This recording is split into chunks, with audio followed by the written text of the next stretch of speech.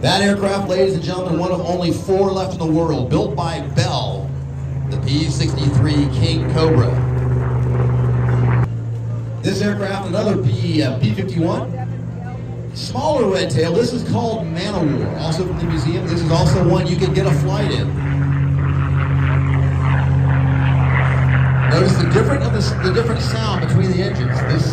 The Mustang having a very, very famous Rolls-Royce Merlin engine. And of course,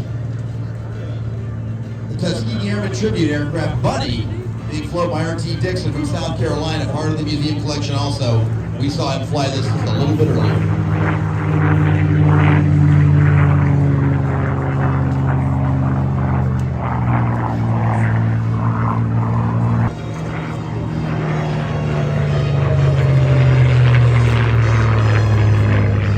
December 7th, 1941, Pearl Harbor. 1 year later, December 7th, 1942, was the first flight of the Bell P-63 King Cobra.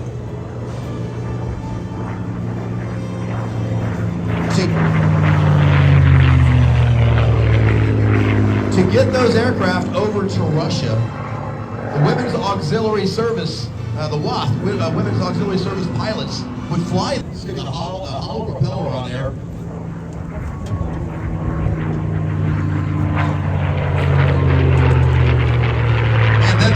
Would jump in the aircraft and go fly, and other flyers would come up and actually shoot him. They used a rubber plastic bullet plating. And